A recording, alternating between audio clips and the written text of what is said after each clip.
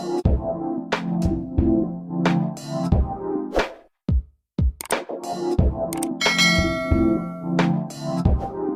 everyone, this is D, Movieman, fellow cinephile, popcorn addict, and emerging film critic, coming to you with reliable recaps, reviews, and reactions. So today I'm coming to you all with a review for Lamb, directed by Valdimar Jóhannsson, and starring Noomi Rapace.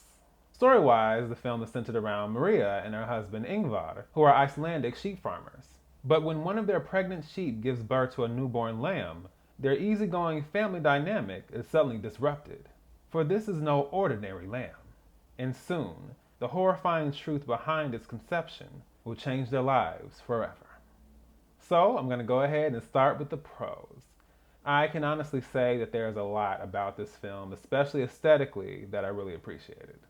So as I mentioned, this film is directed by Valdimar Jóhannsson. A lot of his prior work has mainly been behind the scenes. He's been a special effects technician and or assistant on films like Rogue One, Transformers: Age of Extinction, and Prometheus, and additionally, he was an electrician for Noah, Oblivion, and Game of Thrones. And I love that he was able to then step into the forefront with his feature film directorial debut. And I also love that he chose to direct something that was in complete contrast to the type of projects he's previously worked on. He's been in the midst of all these big budget blockbusters, but what we get here is a very simple and understated story, and one that is set in his homeland of Iceland. I love how he is highlighting the beauty of the land, especially with the landscape and the mountains overall. And I thought the focus on that, particularly with the different angles and some of the shots, it really created this counterbalance for the story. We are seeing the simplicity and the peacefulness of the land, and the ease of their lives as farmers, and their general appreciation for this environment that they are thriving in.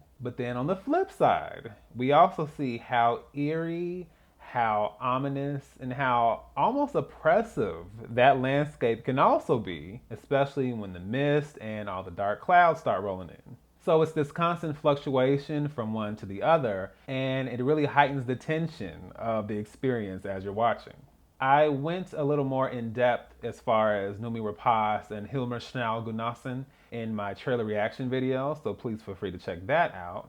I thought they both did a really solid job, along with Björn Haraldsson. He actually just starred in The Witcher as the character Iced. So as our three main players, I thought all three of them did a really solid job. And what really made their performances stand out is the fact that a lot of it was nonverbal, because the dialogue is very much limited in this. I mean, it's there, but it's not a whole lot of it.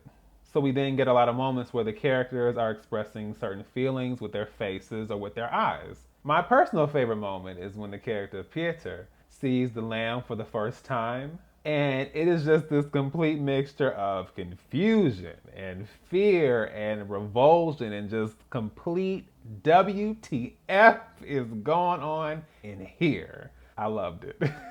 I also appreciated the subtext of grief and loss here, and the reality of unhealthy coping mechanisms, and then attaching yourself to certain things out of desperation and hoping that it'll bring about healing. It's not an overt piece of the story, but I understood it, and I thought the inclusion of that really, really worked for me. All right, so I'm gonna go ahead and jump over to the cons. Now, going into this, I was so ready to immerse myself in the story and the characters and just the overall progression of the film. But was I able to do that? Nope. So I previously mentioned in my review of The Invisible Man that I think that horror is very subjective, and when most horror films step outside of the box that the genre has been placed in, I think most people don't see it as horror. The Conjuring universe is a good example of films that is obviously seen as, boom, that is absolutely horror. And I think that when any horror film veers away from the more obvious structure like that, then most people are like, this isn't scary, this isn't really horror. And what adds to that for me is the fact that I've read all kinds of horror stories and all kinds of folklore. So I understand my scope might be a little bit bigger, and the potential for the stories that can be told, I just see it on a bigger scale. So going in, I already got the sense that this wasn't going to be horror in the typical sense. You definitely have an unsettling feeling watching this film because there is something very disorienting about watching this lamb and this very isolated, intimidating environment. That being said, I think that this being marketed as a horror film is a pretty big reach. I think anyone who goes in thinking that this is even going to remotely resemble horror is most likely going to be disappointed. This film is the definition of a slow burn, and to be honest, not a lot is happening here. I was still invested for the most part because I have the patience for a good slow burn as long as it's done well and I feel like there's some sort of payoff at the end. But then about halfway through the film, I just suddenly had this feeling that, you know what, this payoff, it's not going to give me what I think it should give me. And it didn't. It really didn't. I thought the initial shock of the final reveal was great because I was like, wait a minute, whoa. But then just as quickly as we have that reveal, it's just like, and we're done. Okay. There's no real build up to that. We see a couple of moments here and there where it's like, what's going on? But there's no real tangible, like, boom, something is going on here. There is no explanation. And worst of all, no catharsis.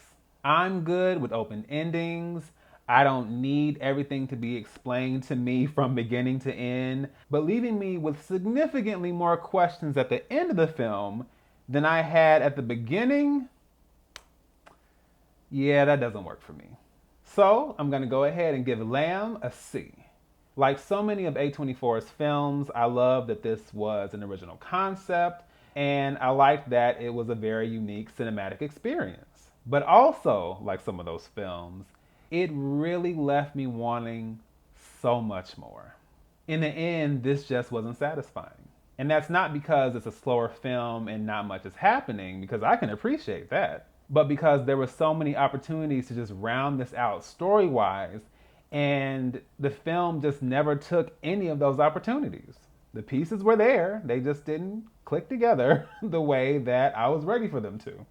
Lamb is currently playing in theaters. You guys feel free to check it out, leave your thoughts below, and let me know what you think. So, once again, this is D, Movieman, signing off, and I'll see you at the movie.